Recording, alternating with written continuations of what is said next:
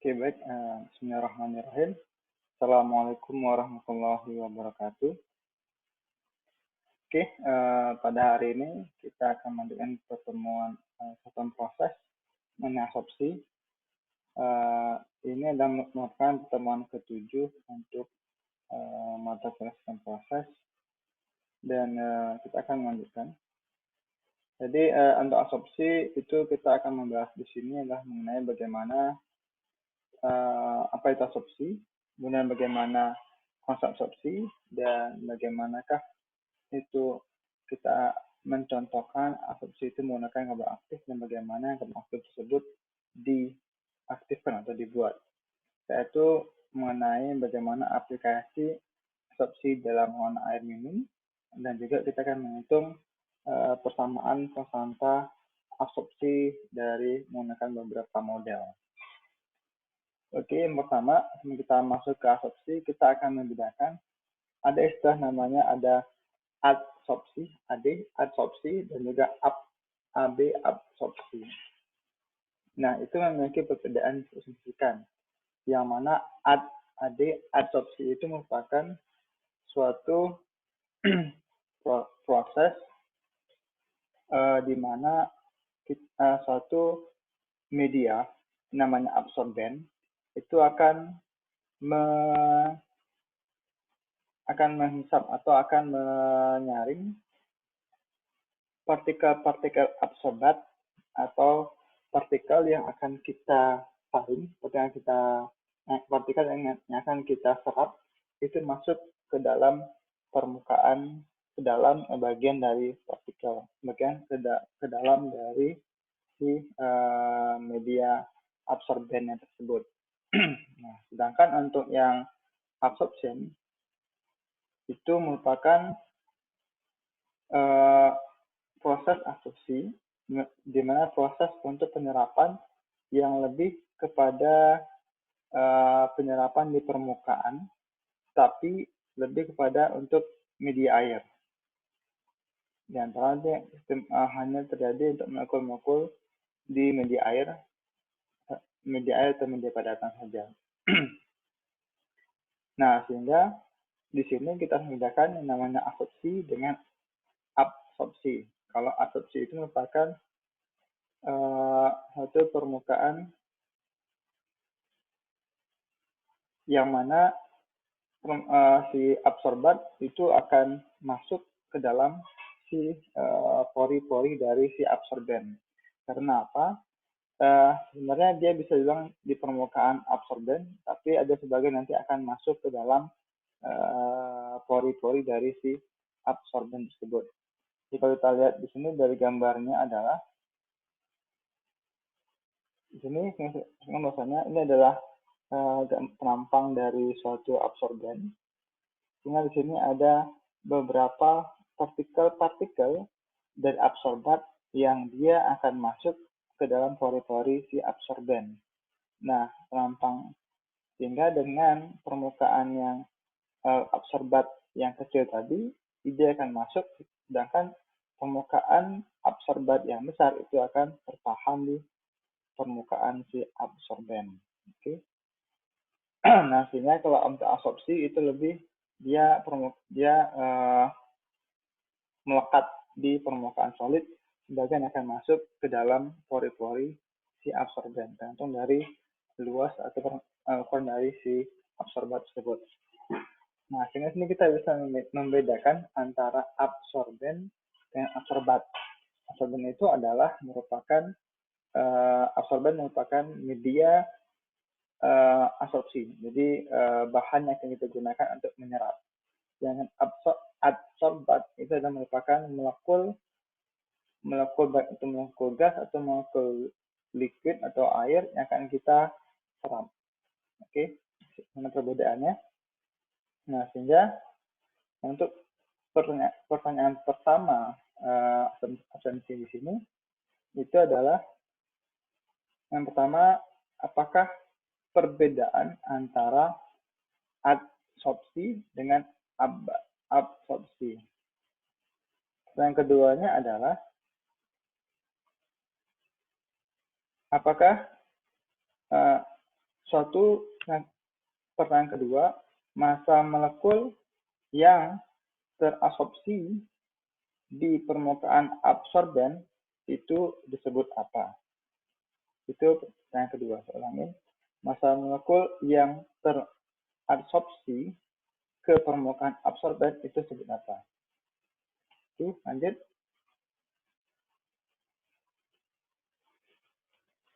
Nah, di sini untuk proses absorpsi di sini, absorpsi tersebut kita juga diklasifikasikan menjadi dua, absorpsi secara fisika dan juga secara kimia. Nah, biasanya proses absorpsi secara fisika ataupun kimia ini dipengaruhi oleh beberapa faktor.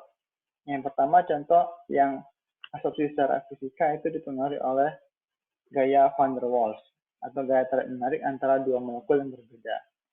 Sehingga di sini semakin kuat gaya tarik menarik tadi, maka akan semakin kuat pula partikel yang akan terserap ke permukaan si absorben. Yang kedua adalah pori dari absorben. Nah, pori dari absorben ini diharapkan adalah semakin besar.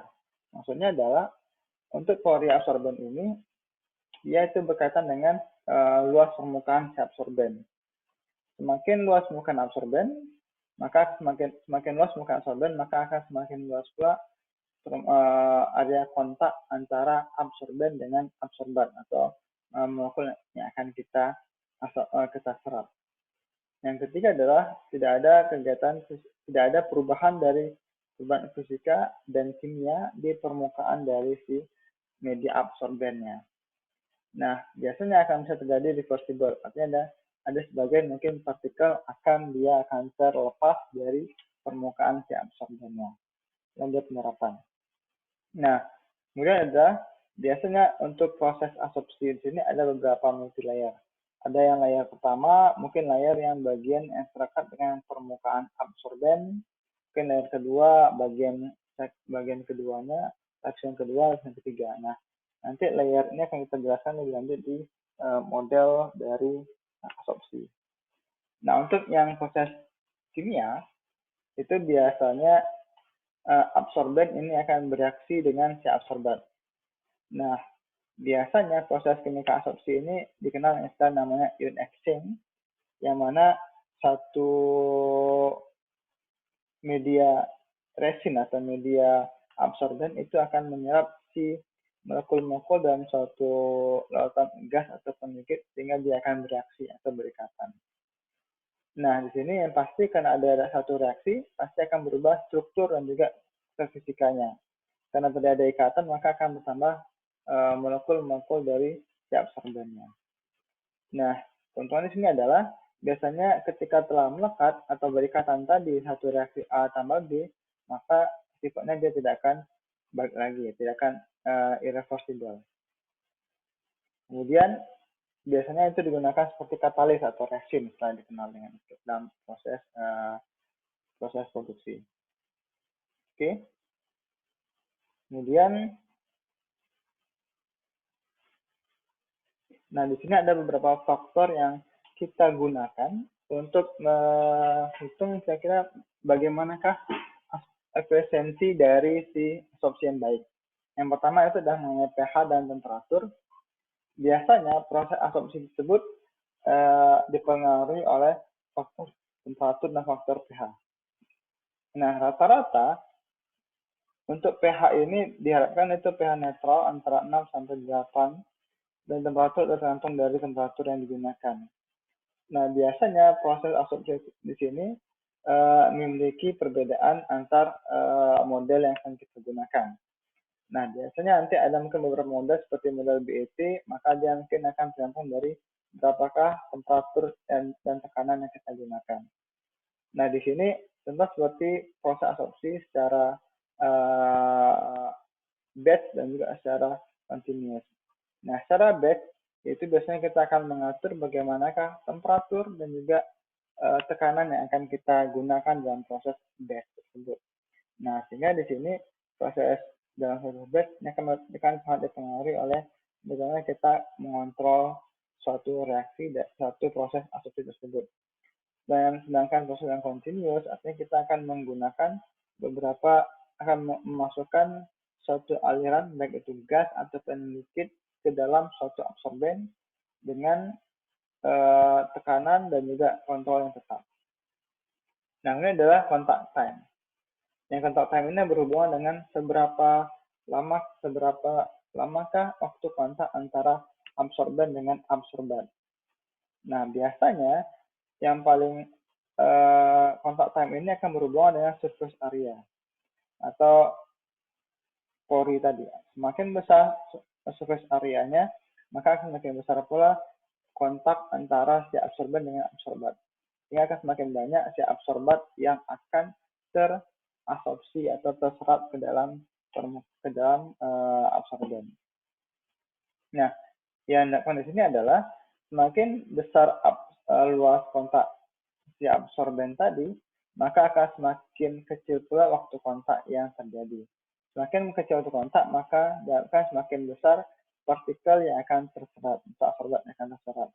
Nah, sebenarnya yang kita harapkan untuk kontaknya kecil, tapi absorbannya, permukaan absorbennya itu semakin luas. Yang kedua adalah jumlah absorben yang akan kita gunakan, dan juga berapa konsentrasi absorben yang akan kita serap. Karena ini berhubungan dengan bagaimanakah tingkat kemampuan dari absorben dalam menyerap si absorbat. Nah, biasanya dengan kadar tertentu akan kita tentukan kira-kira suatu absorben tersebut di manakah maksimum terjadi penyerapan terhadap si absorben. Nah, akan kita gunakan mungkin beberapa gram si absorben dengan konsentrasi yang sama di masa seberapakah waktu yang paling tepat terjadinya reaksi yang baik. Oke. Nah, yang ketiga adalah karakteristik dari kontaminan. Nah, di sini si absorben itu akan mengikat apa saja yang menjadi target dari proses penyerapan tadi. Apakah kita ingin menyerap si komponen organiknya atau komponen-komponen lain. Nah, ini akan jadi target dari proses absorpsi nantinya. Beberapa hal yang sering digunakan itu adalah contoh proses absorpsi kandungan organik seperti kandungan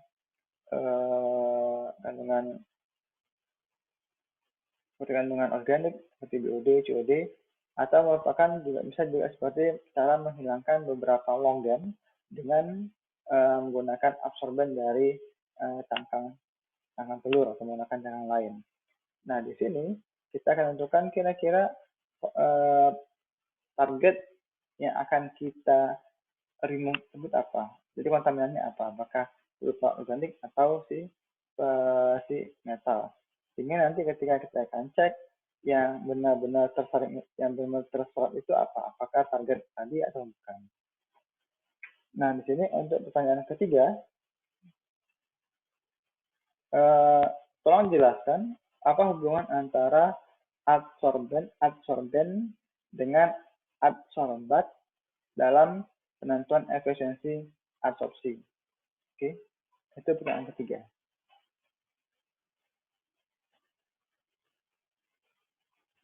Oke, kemudian kita akan masuk ke faktor pemilihan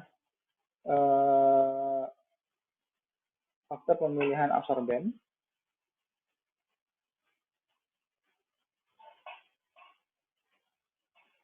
Nah, di sini beberapa hal yang kita tentukan, yang kita pertimbangkan dalam proses pemilihan absorben adalah sebagai berikut. Yang pertama adalah kondisi prosesnya. Yang pertama adalah berapakah jumlah absorben yang akan kita filter, yang akan kita saring.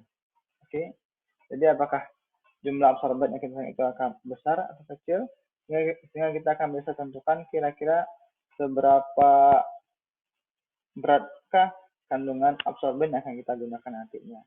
Yang kedua, temperatur dari liquid atau gasnya. Kemudian ada pH-nya, seperti tadi, pH juga, dan juga flow rate dan frekuensi. Ini tergantung untuk yang proses yang continuous. Jadi kalau untuk yang proses continuous, ini akan ditentukan berapakah Q tersebut, Q dari si airnya. Q langsungnya berapa. Dan juga apakah ada penurunan tekanan dalam proses tersebut. Sehingga di sini yang kita pertimbangkan adalah hal-hal tersebut dalam proses. Mulai dari berapa konsentrasi absorbannya, temperatur liquid, pH dan juga pH, dan juga flow rate yang akan kita gunakan jika kondisinya adalah dalam kondisi continuous. Kemudian yang kedua adalah faktor pemilihan absorbannya adalah karakteristik dari absorban.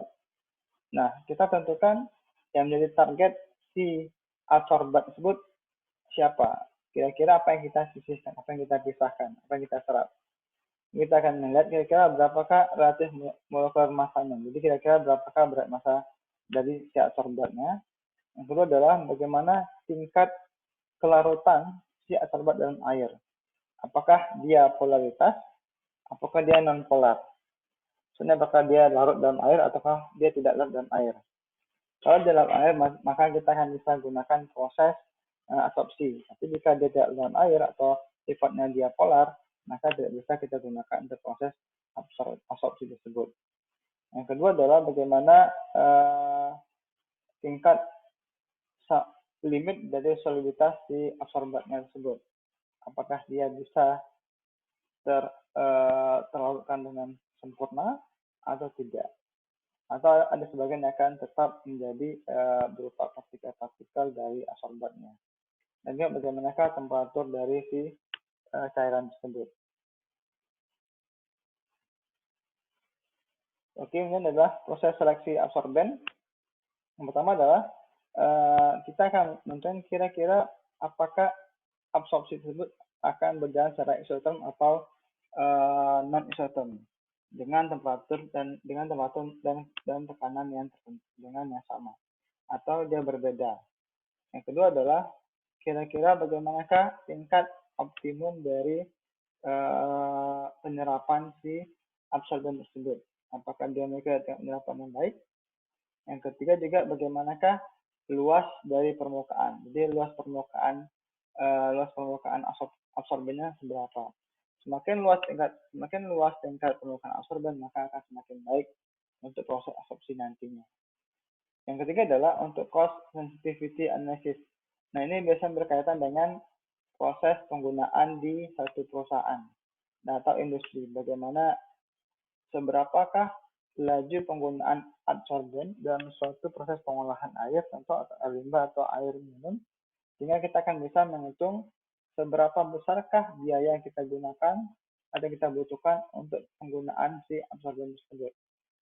Dan yang ketiga adalah bagaimana si absorben tersebut bisa digunakan kembali. Sehingga kita akan memikirkan bagaimana tingkat thermal reactivation. Jadi adalah bagaimana pada suhu berapakah si absorben tadi kita bisa aktivasi ulang. Nah, sehingga di sini absorben yang sudah ada tadi tidak kita buang, tapi kita recycle atau kita gunakan kembali dengan cara mereaktivasi, dengan cara pemanasan. Oke, sehingga di sini untuk pertanyaan keempat, yang keempat adalah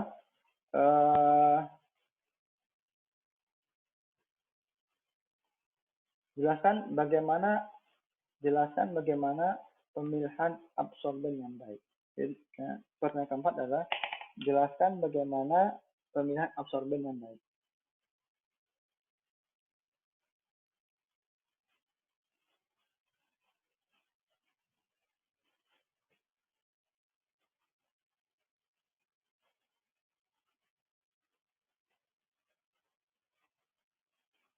Oke, kita lanjut ke selanjutnya.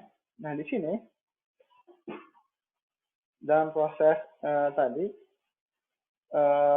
physical properties disebut, sini kita akan melihat sini ada beberapa absorben yang biasa digunakan dalam proses absorpsi. Nah, ini yang tadi saya katakan bahwasanya untuk proses dalam satu absorben itu biasanya terdapat yang namanya adalah mikropor dan juga mesopor. Mesopor ini adalah seperti pori-pori yang besar, yang mana partikel-partikel besar dari absorbat itu bisa masuk. Nah, mikropor adalah bagian seperti akar kecil yang sangat kecil untuk bisa dimasuki oleh si absorben. Itu merupakan bagian terkecil atau rongga-rongga kecil dalam suatu absorben. Nah, sehingga di sini luas permukaan tadi adalah rongga-rongga yang tadi dan juga bagian permukaan dari si absorbennya. Nah, sehingga sini kita akan tentukan kira-kira seberapa luaskah permukaan dari suatu absorben tersebut. Nah, sehingga di sini yang diharapkan dari suatu absorben adalah memiliki surface area atau luas permukaan yang besar. Jadi semakin besar luas permukaan area dari satu absorben, maka semakin baik. Sehingga di sini contoh untuk karbon atau karbon aktif dibandingkan dengan absorben yang lain, sini karbon aktif memiliki tingkat internal porosity ya, misalkan pori-pori yang dalam, pori-pori bagian dalam itu cukup besar, itu 55 hingga 75%. Jadi dalam satu media absorben tersebut diperkirakan maksimal tingkat porositas suatu absorben tersebut adalah sekitar 75%. Namanya adalah external void fraction adalah antara 35 hingga 40, dan dalam bentuk bulky atau bentuk curah itu biasanya memiliki densitas sekitar 10 hingga 30 pound per feet pangkat 3. Itu adalah densitasnya, dan surface area tadi atau luas permukaan untuk absorben itu merupakan sekitar 600 hingga 1400 meter persegi per hari. Sehingga di sini asli karbon ini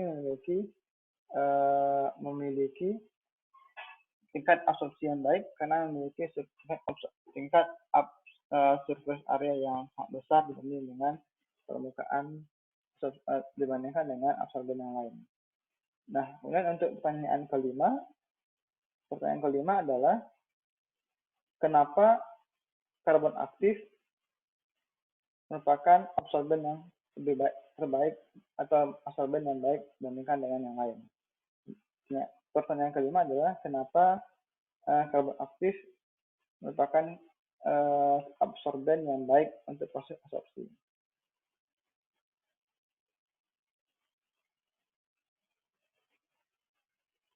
Oke, kemudian pertanyaan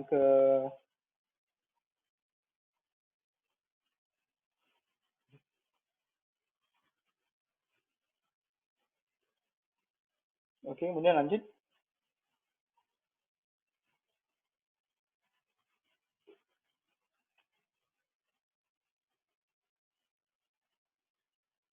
Nah, masuk kita ke aktivitas karbon. Nah, sini kita akan melihat bagaimanakah suatu aktivitas karbon tersebut. Nah, aktivitas karbon merupakan suatu charcoal atau batu bara atau merupakan berasal dari karbon yang lain yang diaktifasi. Nah, biasanya dia memiliki kandungan utama yang berupa karbon, anti-C, karbon, yang memiliki porositas atau pori yang cukup besar atau cukup ekstrim, sehingga memiliki permukaan surface area yang besar. Oke. Nah, di sini karbon aktif merupakan suatu karbon yang diaktifasi sehingga membuat suatu proses membuat permukaan tersebut memiliki pori yang cukup besar. Nah, biasanya 1 gram aktif karbon tersebut memiliki surface area atau permukaan area lebih dari 500 meter persegi. Jadi untuk 1 gramnya saja, 1 gram si aktif karbon diperkirakan memiliki surface area hingga 500 meter persegi. Oke, nah biasanya aktif karbon ini kita bisa membuat sendiri karena banyak di alam. Contoh aktif karbon berasal dari nutshell atau dari cangkang atau batok kelapa. Jadi dari peat, dari kayu, dari coir, lignit, atau dari coal juga bisa. Oke. Kemudian lanjut.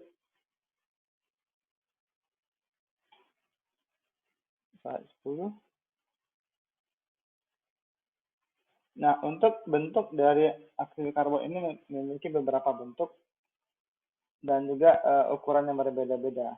Yang pertama itu adalah berupa powder activated carbon atau PAC.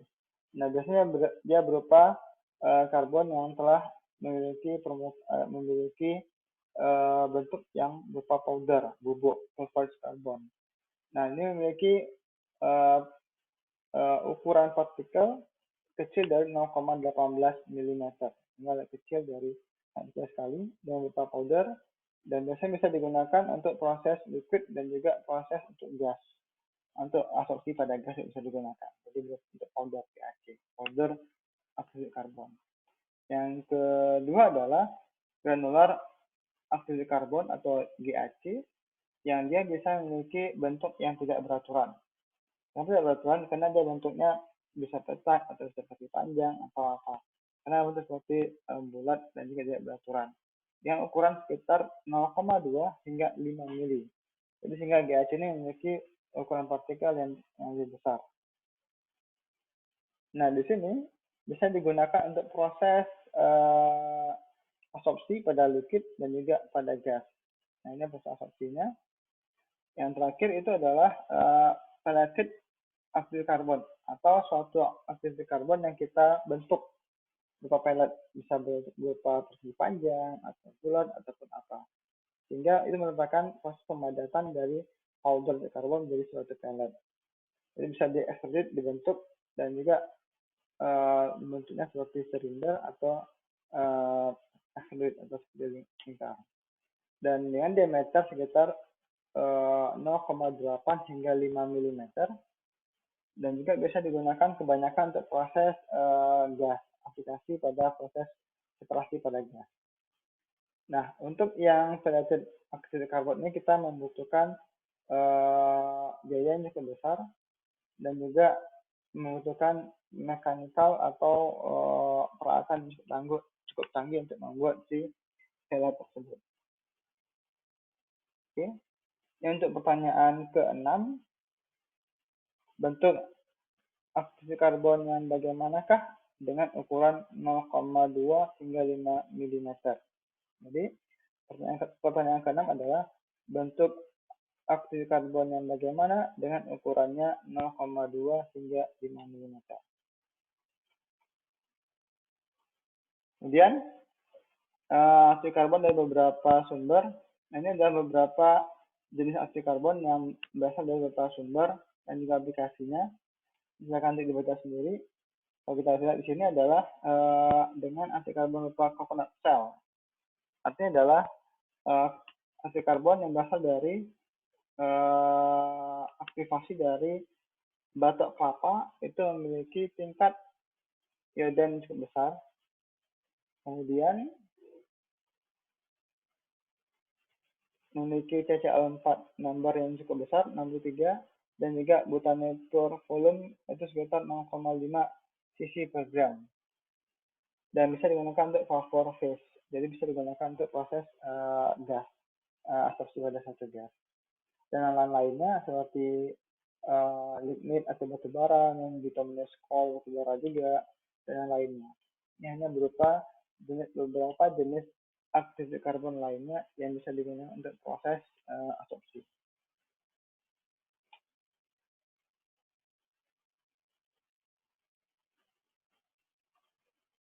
Oke, lanjut. Nah, ini bagaimanakah proses aktivasi dari suatu aktivitas karbon? Nah, jadi di sini ada dua proses dalam proses aktivasi karbon. Yang pertama adalah dengan cara kimia, nama zat kimia, yang kedua adalah cara fisika. Nah, untuk cara kimia ini biasanya beberapa aktivitas karbon itu memiliki gabungan antara proses kimia dan proses fisika. Nah, untuk proses kimia tersebut, biasanya suatu material atau bahan absorben tadi itu akan direaksikan atau akan direndam dengan beberapa zat kimia. Contoh merupakan seperti asam atau asam kuat, ataupun garam lainnya seperti fosforik acid dan potasium hydroxide atau sodium hydroxide hydroxide, dan zinc chloride. Nah, biasanya kemudian akan diikuti dengan proses karbonasi atau dibakar dengan temperatur antara 450 hingga 900 Celcius. Nah, biasanya proses aktivasi secara kimia ini lebih disenangi atau lebih banyak digunakan. Karena apa? Karena yang pertama adalah kita hanya membutuhkan proses aktivasi dengan temperatur yang lebih rendah dibandingkan dengan proses secara fisika, betul temperaturnya sangat tinggi. Dan juga kita membutuhkan waktu yang lebih pendek dalam proses aktivasi satu material karbon tadi. Dan dengan cara penambahan zat kimia, maka proses aktivasinya akan lebih cepat. Itu adalah cara chemical activation. Ini adalah dengan cara fisikal. Nah, untuk saya sampaikan bahwasanya beberapa karbon aktif itu bisa menggunakan dua cara. Pertama dengan cara penambahan zat kimia, yang kedua adalah penambahan dilakukan secara fisika. Nah, biasanya untuk absorben tersebut sebelumnya itu akan diaktifasi menggunakan gas, dan itu biasanya memiliki beberapa kombinasi proses dan aktivasi sebagai berikut. Pertama adalah proses karbonasi. Nah, jadi suatu material karbon tadi itu akan dipirolisis atau pirolisis ini seperti dipanaskan dengan temperatur yang sangat tinggi antara 600 hingga 900. Sehingga di sini proses pada saat pirolisis tadi akan terjadi penghilangan kadar oksigen di dalam pori-pori si karbon tadi. Sehingga ketika dibakar tadi, maka permukaan dari karbon tadi akan terbuka semuanya. Termasuk juga kandungan oksigen, dan juga partikel-partikel kecil lainnya yang bisa diserap nantinya. Yang kedua adalah cara menambah aktivasi atau menambah oksidasi. Nah, biasanya material dari hasil karbon tadi itu akan diekspos atau akan direaksikan dengan proses oxidizing atmosphere atau menambahkan beberapa senyawa gas lainnya seperti gas karbon monoksida, gas oksigen, dan steam lain-lainnya. Nah, biasanya ini untuk proses aktivasi menggunakan oxidation ini memiliki tingkat temperatur yang cukup tinggi. Jadi setelah dioksidasi, itu akan pada temperatur 250 hingga 1200 Celcius. Jadi sangat tinggi proses aktivasinya. Ini adalah aplikasi karbon aktif. Untuk aplikasi karbon aktif ini kita bisa gunakan di beberapa aplikasi. Yang pertama adalah bisa kita gunakan untuk proses penyaringan air seperti air sumur atau air sungai di perumahan sendiri. Itu dengan cara menggunakan pertama adalah menggunakan dari dasar itu kita menggunakan batu kerikil yang besar, partikel besar, kemudian diikuti dengan pasir silika, bisa juga menggunakan pasir yang biasa tapi yang cukup halus. Yang kedua adalah menggunakan aksi karbon di sini. Sehingga di sini air tadi diharapkan bagian dengan partikel besar akan terletakkan di bagian gravel yang besar ini, yang kemudian ada dengan daya tekanan dari bawah ke atas, maka akan dari proses filtrasi menggunakan hasil silika yang diikuti oleh aksi karbon dan silika kembali. Ini akan dihasilkan air bersih dari proses filtrasi menggunakan aksi karbon ini. Yang kedua adalah untuk water treatment. Nah, biasanya dalam proses water treatment ini merupakan banyak digunakan aplikasi aktivitas karbon dalam proses penjernihan air di IPAM, instalasi pengelolaan air minum. Karena apa? Itu biasanya untuk penggunaan aksi karbon ini di dalam air minum sangat sederhana dan biaya murah dan memiliki tingkat removal organik karbon yang lebih tinggi. Sehingga di sini urutannya adalah dari air yang masuk itu akan dipompakan masuk ke settling tank pertama, ini akan masuk ke proses settling kedua.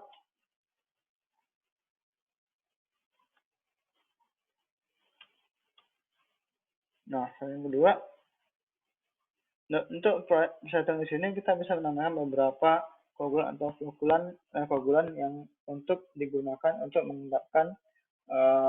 mengendapkan partikel-partikel yang suspensi dari air yang digunakan. Sehingga di sini bagian pertama biasanya sebelum ini ada final berupa settling, jadi ada masih berupa settling, proses penyaringan, kemudian setelah itu masuk ke proses final settling atau dipisahkan pada tahap final settling untuk memisahkan antara air dengan padatan yang tidak terlarut, tidak tersuspensi. Nah, sini kemudian akan masuk ke proses filtrasi menggunakan sand dan gravel, dan terakhir baru menggunakan proses tambahan berupa aktif karbon atau menggunakan aktif di sini. Nah, sehingga di sini proses karbon, sehingga di sini proses filtrasi itu dilakukan 2 kali, sama menggunakan sand dan gravel, yang kedua adalah menggunakan aktif karbon. Oke. Namun, nah, sehingga di sini dilakukan air yang dihasilkan tadi airnya lebih jernih dan lebih baik.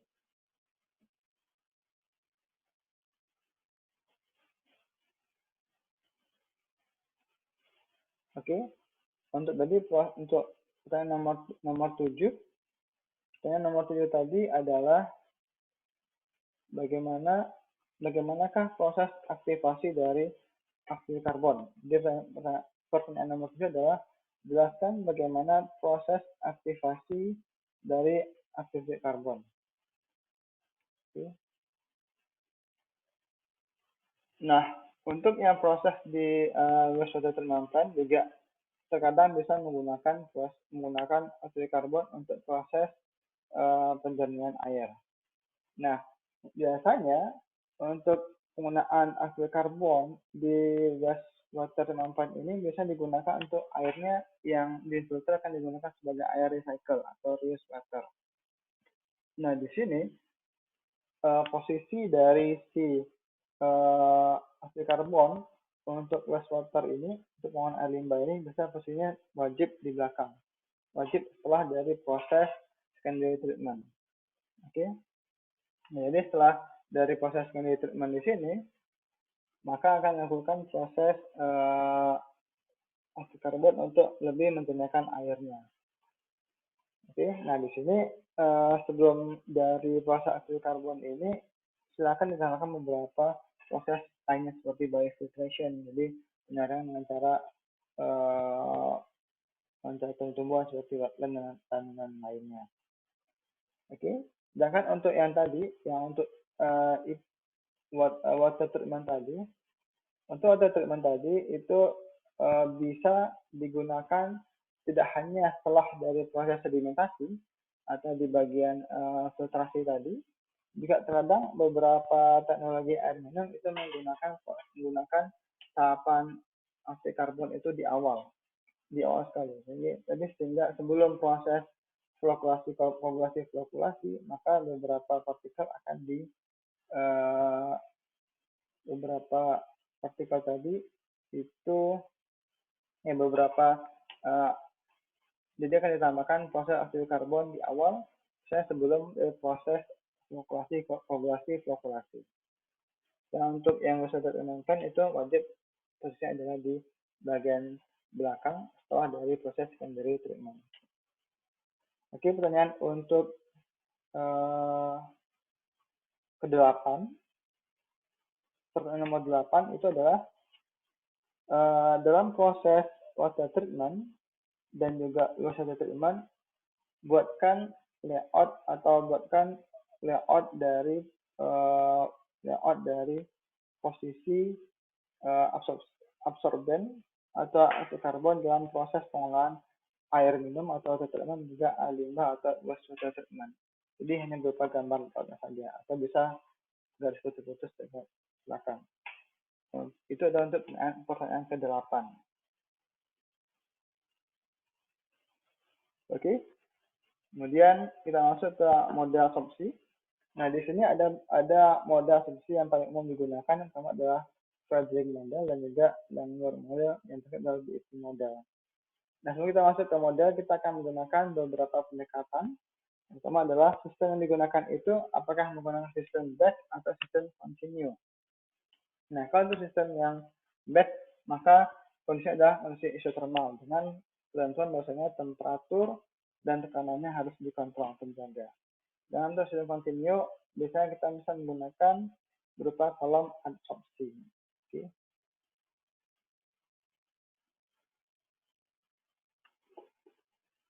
Dan tadi proses batch system tadi itu kita bisa menggunakan dengan berapakah perubahan equilibrium yang akan dicapai dengan faktor perubahan tekanan dan temperatur yang kita kontrol nantinya. Nah, ini kita bisa menggunakan untuk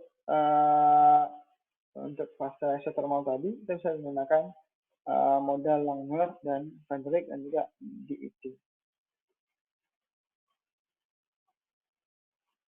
Nah, proses absorpsi equilibria ini kita akan mempertimbangkan apakah nanti si QI atau massa material absorbed yang terserap oleh absorben itu akan semakin besar atau semakin tinggi atau sama.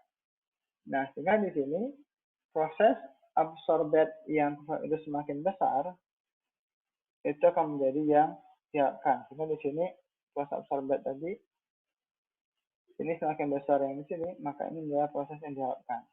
Proses dari absorpsi. Nah, untuk proses equilibrium itu adalah Q sama dengan konsentrasi yang ada di dalam solution dari proses absorpsi tadi itu equal sama dengan proses QE. Nah, sama dengan jumlah absorben yang digunakan. Oke. Ini adalah bagaimana relationship atau hubungan antara QI dan QE yang biasanya itu tergantung dari proses layer atau layer dan juga zat kimia dan juga fisikal dari absorpsi tersebut. Kita langsung masuk ke persamaannya. Nah, di sini ini adalah persamaan yang digunakan untuk proses perhitungan absorpsi dengan model Langmuir equation. Jadi Langmuir equation itu kita akan menggunakan Langmuir equation jika itu adalah absorben tadi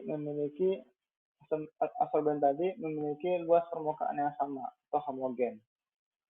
Jadi kalau kita asumsi jika ingin mengukur atau membuat suatu persamaan model absorpsi, jika dianggap si absorben itu memiliki luas permukaan yang sama atau homogen, sama semua di semua sisi, maka dan juga proses absorpsi itu diperkirakan sama rata di permukaan absorben dan juga akan menyerap hanya satu molekul absorben. Jadi untuk yang Langmuir ini prosesnya adalah si absorben itu hanya akan menyerap satu bagian dari si absorbennya. Itu dan keterangan D-nya itu adalah konstanta Langmuirnya, Qm itu adalah kapasitas absorpsi maksimal. Jadi kira-kira seberapakah jumlah absorben yang akan terserap dibandingkan dengan jumlah absorben yang digunakan. Nah, untuk proses model Langmuir ini, kita akan mengubahnya menjadi linearisasi. Jadi untuk yang kita akan mengubahnya menjadi samaan Y sama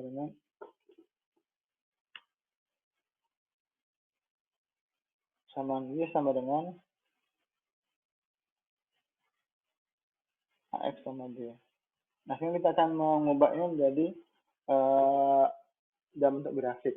Jadi grafiknya adalah hubungan antara 1 per jumlah absorbat yang jumlah absorben yang terserap dalam satu media absorben X per M, dan juga berapakah konsentrasi si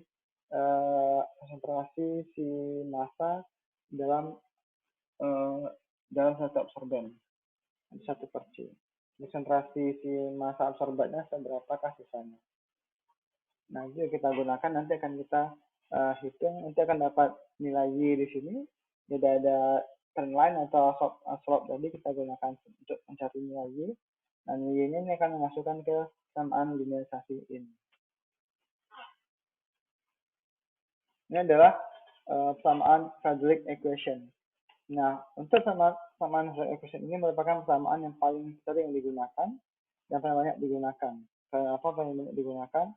Karena si Frederick ini dia berasumsi bahwasanya untuk proses absorpsi tadi itu tidak bergantung hanya kepada si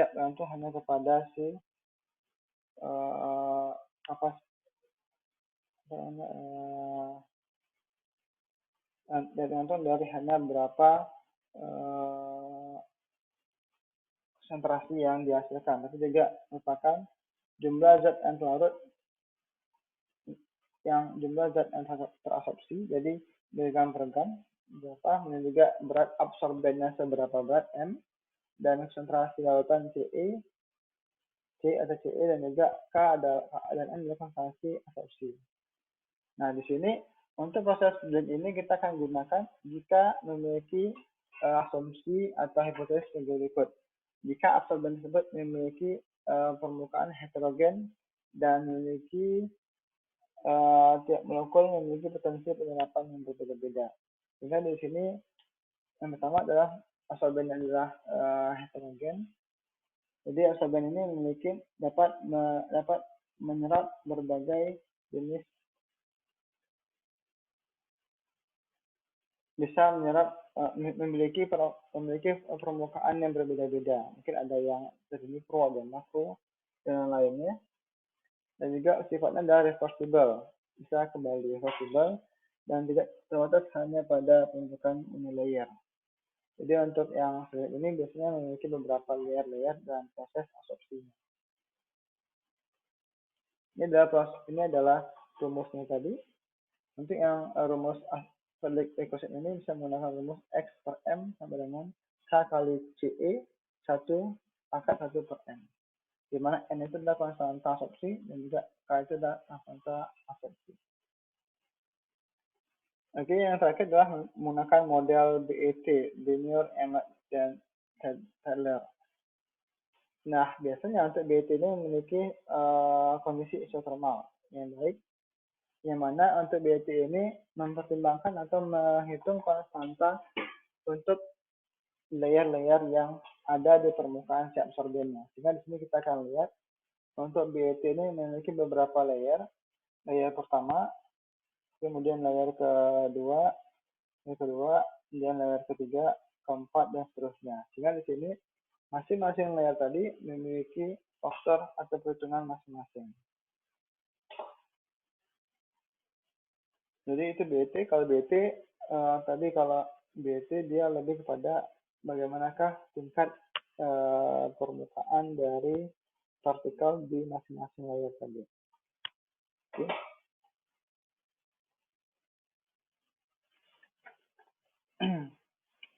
Jadi untuk pertanyaan nomor 9 adalah jelaskan dua perbedaan antara model Frederick dan juga model Langmuir dalam proses absorpsi. Ulangi, pertanyaan nomor 9 adalah jelaskan minimal dua perbedaan untuk antara Frederick dan juga Langmuir equation.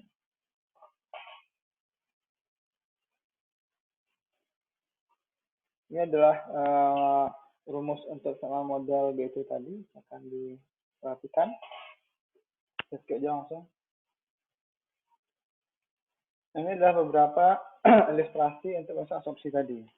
Nah, untuk yang linear itu diharapkan ya seperti yang awal, yang A itu dalam linear di mana dia tidak lurus, sehingga apakah dia akan masuk ke kategori linear atas atau bawah, sesuai dengan Frederick tadi. Nah, untuk yang Langmuir itu persamaannya melengkung ke atas, sehingga akan kita cek berapakah breakthrough dari suatu persamaan nantinya. Breakthrough-nya seberapa. Oke, ini adalah persamaan BT tadi, yang mana asumsi tadi tidak tergantung hanya kepada permukaan satu, tapi ada permukaan yang lainnya. Dan yang Frederick tadi adalah mengenai jika persamaan tadi itu memiliki nilai n yang kecil dari satu, sama satu dan juga besar dari satu. Oke. Nah, untuk persamaan Langmuir, Frederick dan yang lainnya bisa dilihat di tabel sebelahnya. Oke, kita lanjut selanjutnya. Oke, masuk ke contoh perhitungan. Contoh perhitungan hari ini kita akan kita akan menghitung bagaimanakah konstanta untuk asumsi dengan metode Frederick dan juga konstanta Langmuir. Jadi di sini kita akan menyerap suatu air baku yang mana mengandung COD yang cukup besar, itu sekitar 80 mg per liter, dan akan diolah secara asumsi dengan bantuan karbon aktif. Nah, di sini diharapkan efluent yang keluar itu adalah tidak lebih dari 15 mg COD per liter. Jadi kita akan hitung kira-kira seberapakah konstanta Frederick dan juga konstanta Langmuir yang kita hasilkan nantinya. Yang pertama, dari tabel tadi kita akan membuat satu tabel kembali, sama dari itulah masa absorbennya 0,51 sampai 1000. Ini adalah larutan di mana absorben tadi akan dilarutkan di dalam 0,25 liter, dan CE ini adalah konsentrasi si COD di beberapa interval kurun waktu tadi. Sehingga di sini CE-nya itu adalah tergantung dari eksperimennya, yang 1, yang 2, sampai yang 7, yang mana memiliki CE-nya adalah sekitar 3. Nah, ini kita hitung. Yang pertama adalah menghitung berapakah nilai X atau menghitung berapa nilai absorbat yang tersisihkan. Sehingga sini adalah untuk X adalah nilai absorbat yang kita hilangkan.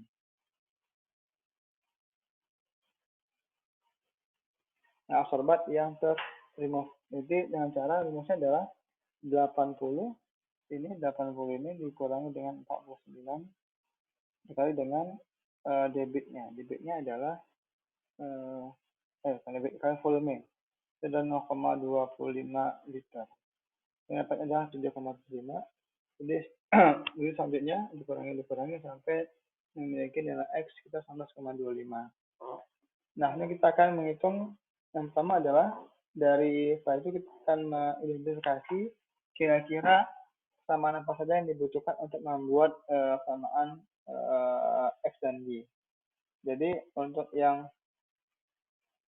sisa ini kita akan menghitung berapakah nilai X dan Y-nya untuk mendapatkan persamaan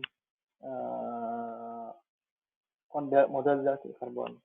Yang pertama itu adalah X per M, jumlah absorbat yang terserap per jumlah massa absorbennya, itu dibagi saja. Ini adalah ln.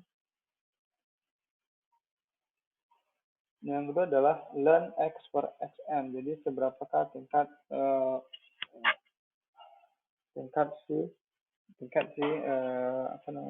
absorbat yang terserap. Ini adalah ln CE, konsentrasi si absorben. Ln CE adalah ln dari CE yang sini tadi, jumlah absorbat yang terfilter. Yang kedua adalah 1 per X per M. Jadi 1 dibagi dengan permukaan per meter. Yang terakhir adalah 1 per CE. Jadi konsentrasi akhir dari COD yang tersisakan itu adalah seberapa, itu dibagi 1 dibagi CE. Nah, dapat itu kita akan voting untuk proses pembuatan grafik untuk persamaan Frederick dan juga Langmuir. Nah, di sini dari gambar tadi di sini kita akan membuat persamaannya. Yang pertama itu adalah len XM untuk proses secara model Frederick itu memiliki pertama adalah kita akan menggunakan data yang tadi, yang mana data apa namanya code bagian bagian Y itu adalah len X per M, dan juga len C itu adalah len C itu adalah konsentrasi si COD yang tersisa. Oke, di sini kita tentukan. Nah, yang perlu diingat adalah persamaan dari si model itu adalah Y sama dengan AX tambah B. Kita tentukan kira-kira berapakah nilai B dan nilai X-nya. Ini sudah menggunakan Langmuir model, yang mana Langmuir model ini akan berkaitan dengan partikel yang akan kita olah. Sehingga di sini seberapa besarkah partikel yang akan kita asumsi nantinya. Oke, kemudian adalah Langmuir ini juga sama, kita akan menggunakan nilai X sama dengan Y sama dengan X tambah B. Kita akan hitung berapa nilai X-nya, nilai Y-nya. Nilai Y-nya berapa, nilai B-nya berapa, nilai A-nya berapa. Nah, dari persamaan ini kita akan hitung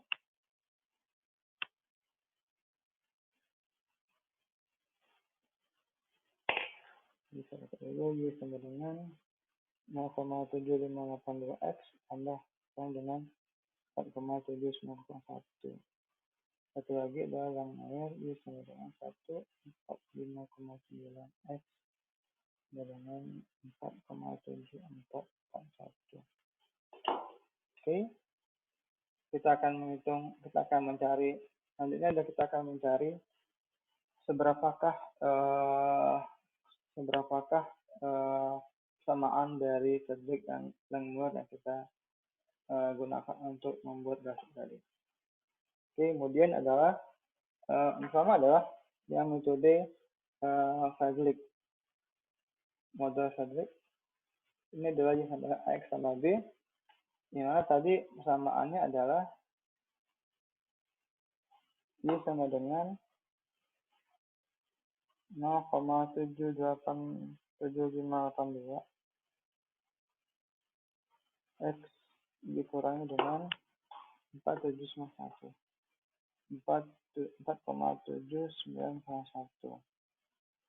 Nah, ini adalah sini AX-nya, ini adalah B-nya. Oke. Nah, untuk yang kita akan menghitung berapakah nilai K. Oke. Jadi nilai K itu adalah nilai dari yang ini. Oke.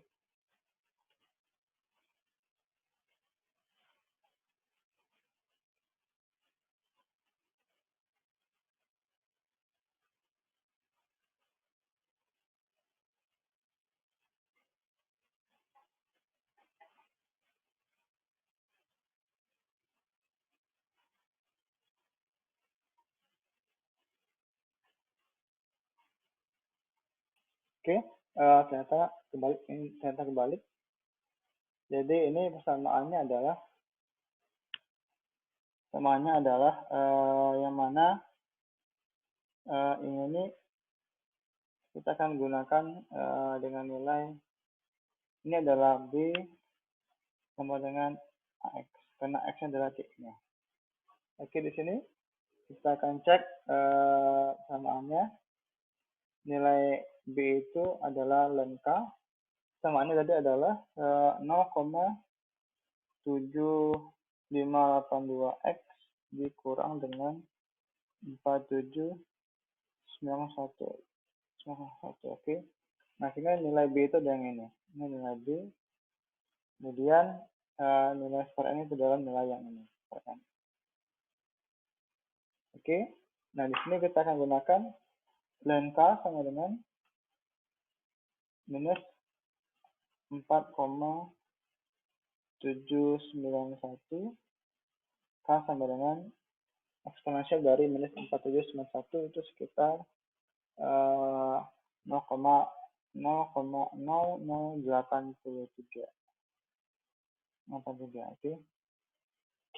Nah, sini untuk persamaan. Jadi untuk persamaan Fredericknya adalah X per M sama dengan K K-nya adalah tadi K sama dengan C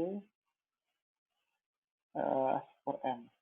Oke, sama dengan X per M sama dengan 0,0083 dikali dengan nilai C per N. Nah, nilai N tadi adalah yang ini, yang N. Sehingga di sini 1 per N-nya adalah 0,7582, sehingga ini nilai N-nya akan masuk aja langsung. Ini adalah 0,7582.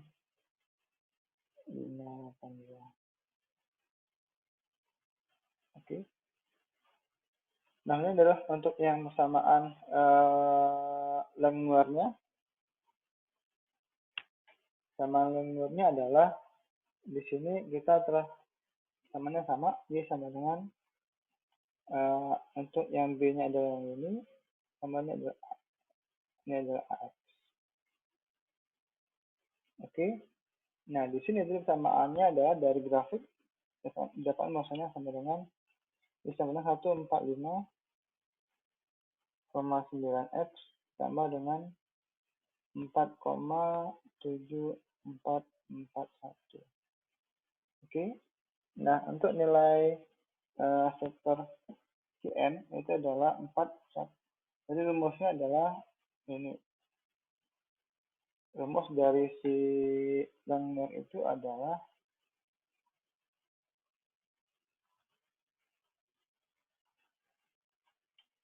rumusnya adalah lengmuar itu ini ya, xm sama dengan x per m sama dengan bqm kali ce per 1 tambah b kali ce. Lagi dari sini 1 per km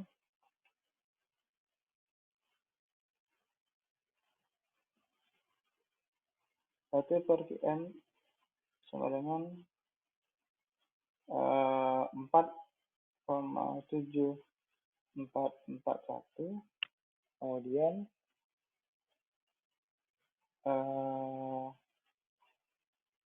1 per bqm sama dengan sudah 145,9. Nah, kita akan mencari berapakah nilai B. Oke. Nah, di sini nilai B itu adalah nilai B, ini kita masukkan aja langsung nilai ini. Ini di sini 1 per B 4,7441 dibagi dengan B sama dengan 145,9. Nah, sekarang nilai B itu adalah 4,7441 dibagi dengan 145,9. Artinya adalah 0,0325. Nah, kita masukin persamaannya tadi, X per M sama dengan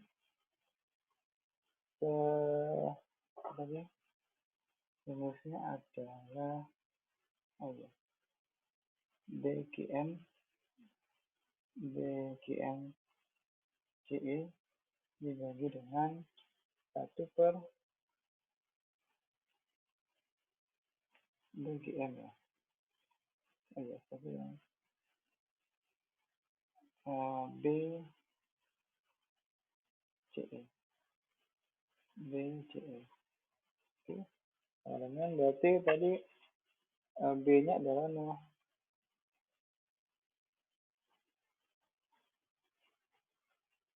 Oke. Berarti termasuk ini nilainya.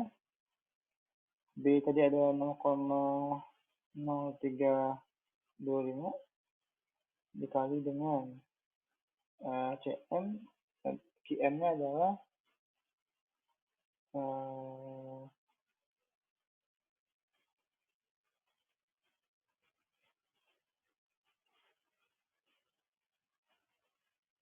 Oh ya, QM-nya tadi bagi ya. Ini Pak. Jadi QM-nya adalah di sini. QM-nya adalah satu satu dibagi dengan 4,7441. 0,21 QM-nya. 0,211. Cuma di sini QM-nya adalah 0,211 dikali dengan CE. Dibagi dengan 1 ditambah dengan B-nya adalah 0,0325 dikali dengan CE. Jadi ini adalah persamaan si bilangnya. Oke. Nah ini sudah. Oke, saya akan nanti.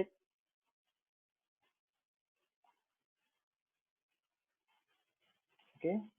Nah ini adalah contoh perhitungannya. Jadi untuk pertanyaan 10, untuk asensi, pertanyaan 10 adalah buatkan persamaan dari suatu buatkan persamaan Langmuir dari persamaan suatu proses absorpsi dengan persamaan linearnya berupa Y sama dengan 9,385X tambah dengan 2,841. Itu yang nomor 10 adalah tolong buatkan persamaan Langmuir dari persamaan data dalam grafik dengan linearnya adalah dia sama dengan 9,385X sama dengan 2,81. Oke, itu untuk yang nomor 10. Jadi di sini untuk proses asensi saya akan ambil dengan cara mengisi Google Form dengan 10 pertanyaan yang saya sebutkan tadi dalam penjelasan slide ini. Sehingga sini akan tahu siapa yang akan menyimaknya.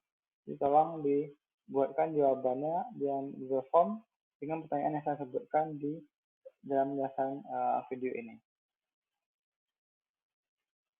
Oke, kemudian yang terakhir adalah tugas.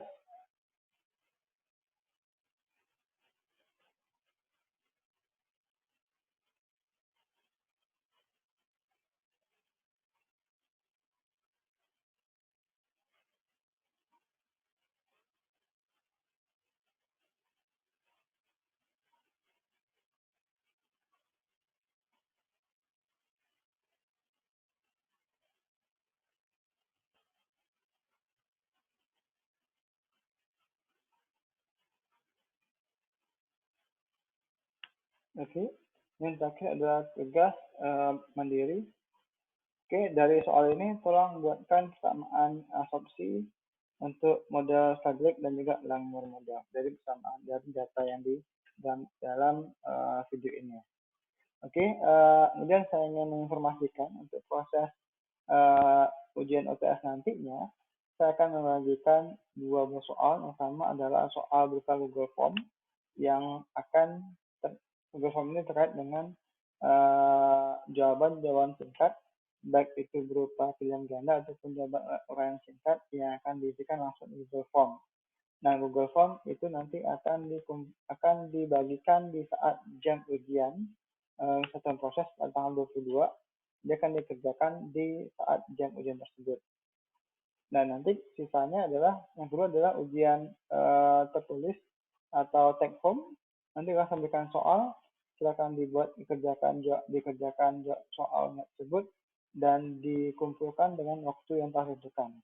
Jadi baik Google Form ataupun long answer yang take home nanti itu tolong semuanya dikumpulkan di jam tersebut, jam yang telah ditentukan. Bagi yang terlambat dalam pengumpulannya, maka tidak akan ada maka jawabannya tidak akan dikoreksi, tidak akan dapat nilai untuk UTS-nya. Nah, untuk UTS karena kita belum ada kuis dari awal sampai sekarang, maka untuk UTS ini akan menyangkut ke semua materi yang telah diajarkan mulai dari awal hingga yang terakhir malam ini mengenai proses asopsi. Jadi itu nanti kita bahas. Dan ini yang kita diskusi kembali di Google Classroom untuk pembahasan mengenai UTS. Jadi saya dari ini dan semoga bisa mengikuti materi asopsi ini, dan jika ada pertanyaan silakan menghubungi di Google Classroom.